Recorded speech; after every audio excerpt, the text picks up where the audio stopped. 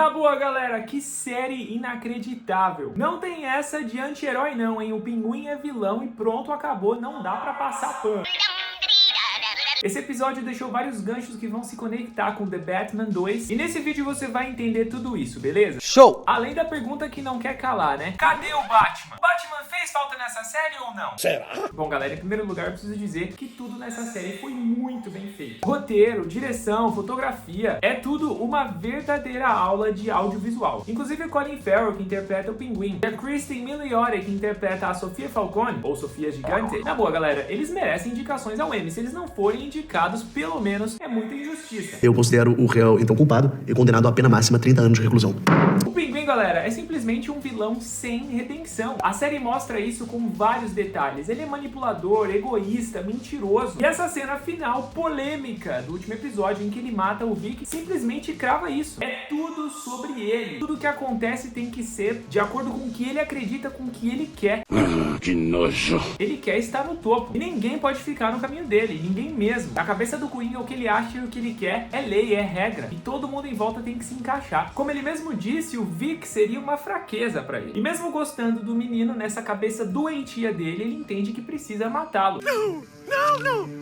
Até porque, falando de fraqueza, o Vic viu essa vulnerabilidade dele. E agora, nessa posição que ele alcançou, ele não pode ter ninguém sabendo das suas fraquezas, das suas vulnerabilidades. Ele precisa manter as aparências, que é o que ele vem fazendo a série toda, né? Manipulando tudo para que ele sempre saia em vantagem. A criadora e showrunner da série, Lauren LeFranc, falou inclusive isso nos comentários no final do episódio. E ela diz que naquele momento em que o Oz mata o Vic, ele também tá matando o seu próprio coração, se tornando um monstro. Olha só a profundidade, né, desse roteiro. E olha como esse personagem é perturbado, complexo. Esse cara é louco! Inclusive, nesse episódio final, nós vimos a mãe dele atacando ele, xingando e ainda dizendo que ele era o próprio diabo. Então aquilo ali foi um grande baque para o Pinguim, pro Oz. E a gente já tinha visto que ele era realmente uma pessoa ruim. Desde o início a gente percebe isso, que ele tem esse problema de estima. E depois também quando é revelado que ele ainda criança matou os próprios irmãos e passou a vida inteira achando que estava enganando a mãe que não sabia de nada. E sobre a mãe dele é muito interessante que a gente viu anteriormente que ela pede pro Oz prometer que se ela ficasse no estado vegetativo, era pra ele matar ela, né? Acabar com a miséria dela, acabar com o sofrimento. Mas o que o Oz faz? Exatamente o contrário. Ele mantém ela viva. Olha como esse cara é doente. Por quê? Porque ele precisa provar pra ela que ele conseguiu. Mas por mais que ele faça isso, a mãe dele tá naquele estado vegetativo. Não é exatamente o que ele queria, por isso que ele pede pra Eve, a sua namorada, fingir ser a mãe dele, né? Assumir esse papel. Olha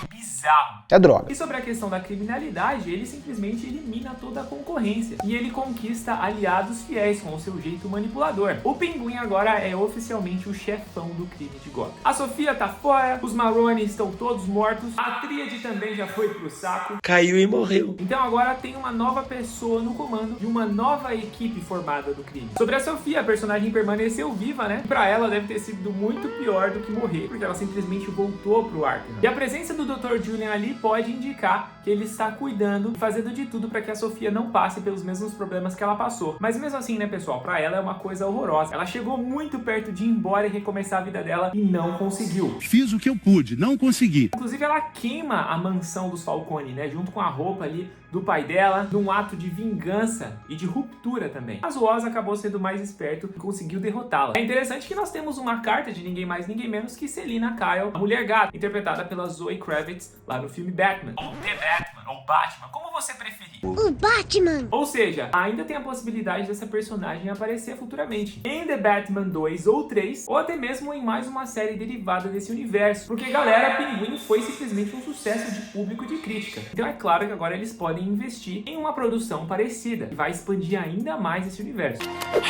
E agora sobre Batman 2. O Colin Farrell já confirmou que ele assinou para os 3 filmes da trilogia do Matt Reeves. E que neste segundo filme, que chega em 2026, ele tem entre 5 e 6 cenas. Então eu acredito que na história de Batman 2 nós vamos ter um vilão principal. Mas o Pinguim vai aparecer ali como o grande chefão do crime de Gotham. E é claro, né, vai render muitos momentos tensos entre ele e o herói. Existe uma teoria de que a Bela Real, que é a prefeita atual de Gotham, como foi mostrado na série, que ela tá criando uma força-tarefa anticorrupção corrupção, vai trazer ninguém mais, ninguém menos para essa tarefa do que o Harvey Dent, que lá nos quadrinhos é o vilão Duas Caras. É uma teoria muito interessante e acho que pode funcionar. Só tem o problema de ficar muito parecido com a história do Cavaleiro das Trevas lá, com Heath Ledger e tudo mais, na trilogia do Nolan. Mas quem sabe, né? Vamos aguardar. Tem toda a razão. De qualquer jeito, galera, o Batman vai enfrentar o Pinguim mais uma vez. Mas agora, ele é o chefão do crime. E não é só mais o capanga do Carmine Falcone como ele era no primeiro filme. E talvez a derrota final do personagem só aconteça na conclusão da trilogia, no terceiro filme. Mas o Batman 2, com certeza, vai ter muitas cenas envolvendo o herói contra o vilão Pinguim e até mesmo contra os seus capangas, os seus lacaios. Eu, inclusive, acho que seria muito épico a gente ver uma cena de abertura em que o Batman enfrenta os bandidos que trabalham pro Pinguim. Fala se não seria da hora. É verdade. E agora o Batman vai ter muito mais trabalho, né? Porque o Coringa tem o controle da Gotham, com certeza de várias outras drogas que esses outros chefões do crime administravam, e muito provavelmente vai encontrar um meio de fabricar novamente a Bliss. Então o negócio tá complicado. Antes ele era só um capanga, mas agora ele subiu de nível e ele tá muito mais brutal, inclusive. E é chocante ver o que a droga faz com uma pessoa,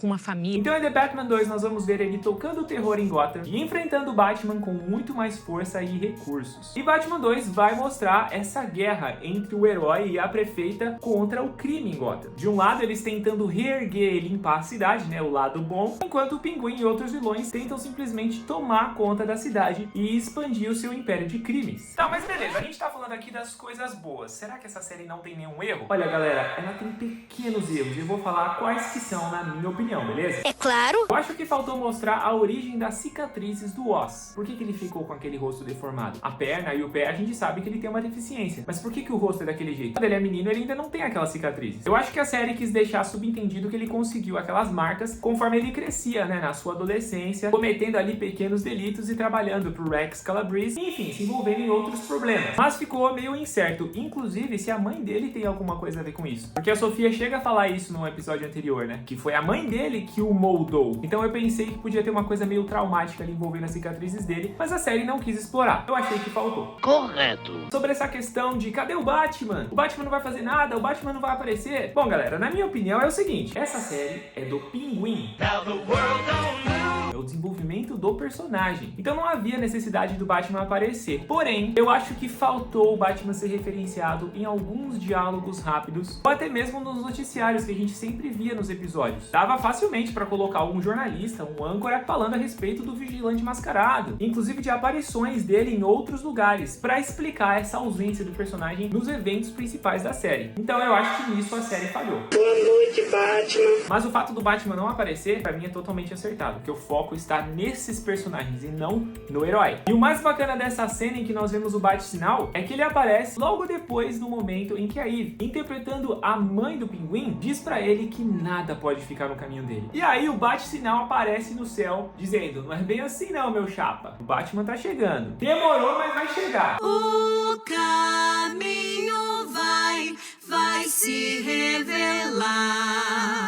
É importante dizer isso, né? O Batman não pode estar em todos os lugares ao mesmo tempo. Nem o Superman consegue fazer isso. Então, um detalhezinho que eu acho que faltou foi o Pinguim usando a cartola na cabeça. Claro que foi muito legal essa referência, ver ele chegando ali, andando com aquele visual mais clássico, né? Com aquele smoking e com a cartola na mão, depois colocando ali de lado. Mas se nessa cena que ele apareceu tivesse na cabeça, teria sido perfeito. Mas de qualquer jeito, foi muito bacana ver a icônica cartola sendo utilizada. Então, galera, eu fecho essa série aqui no critério de 5 estrelas nerds com 4 estrelas e meia. Porque a série é praticamente impecável. Que delícia ver um spin-off que não é nada derivativo. Mas essa é a minha opinião, hein? Concorda comigo ou não? O que você achou da série? Curtiu? Não curtiu? Escreva aí nos comentários pra gente continuar a nossa conversa. E é isso aí. Eu sou o Saulo Ferreira, eu vou ficando por aqui. Um grande abraço e até a próxima Conversa de Nerd.